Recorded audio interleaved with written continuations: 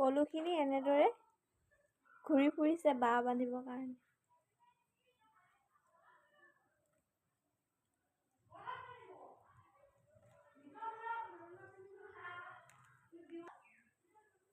আৰু এইফালে এইখিনি পাত খাবৰ কাৰণে।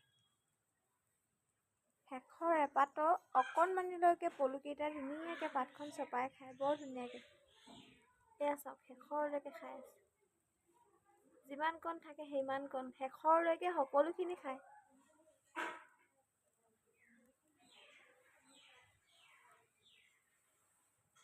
ঠাণ্ডা দিন, গোটেই তম্বু তৰি দিয়া হৈছে, ভিতৰত থবলৈ জেগা নাই কাৰণে। আৰু এয়া ধুনীয়াকৈ খাই আছে পলুৱে পাত।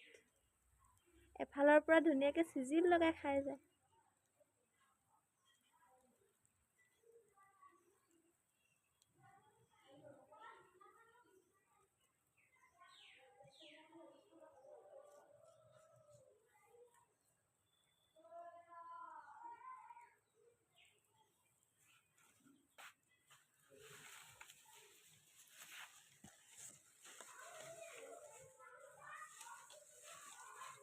ইয়াতে পাত এখিনি মেলি দি দিম।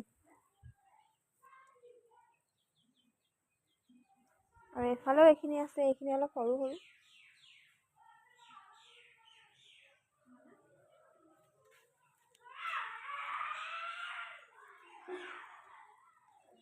লেটা খাই কোনে কোনে ভাল পায়, আমাৰ আকৌ লেটা খাই খুব ভাল পায় ভণ্টিহঁতে।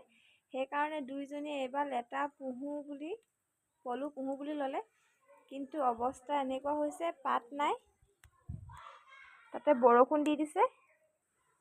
আৰু বৰষুণ দিয়াৰ কাৰণে আমাৰ পাতখিনিৰ অৱস্থা এনেকুৱা। এয়া চাওক, আমাৰ পাতবোৰ গছৰ পৰা কাটি অনাৰ পিছত শুকাই নথকাৰ কাৰণে এনেদৰে বান্ধি বান্ধি দি দিছোঁ ৰছীডালতে, নহ'লে পলুৱে পাত খাব বেয়া পাব বুলি। এয়া চাওক, পানীত তিতি আছে। আৰু এনেদৰে মেলি থৈ দিলে পানীখিনি সোনকালে নিয়ৰ হৈ যায়। তেতিয়া পলুক পাতখিনি দিবলৈ মনটো ভাল লাগে আৰু এপাদৈ শিকাই দিয়াৰ ধৰণে আমি বান্ধিব চেষ্টা কৰিছোঁ, কিন্তু এপাদৰ দৰে ধুনীয়া মুঠি হোৱা নাই যদিও তেনেকৈ দুভাগ দুভাগ কৰিয়ে বান্ধিছোঁ বাৰু দেই। আৰু এই যে ঠাইডাল দীঘলকৈ থৈছোঁ, ইয়াত পলুবোৰ ওপৰলৈ উঠি যাবৰ কাৰণে থৈছোঁ।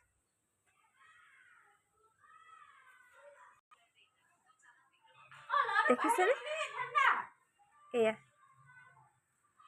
এয়া পলুৱে একদম কাং বাং কৰি ফুৰিছে বাঁহ বান্ধিবৰ কাৰণে। আমি শুকান কলপাত দি দিছোঁ।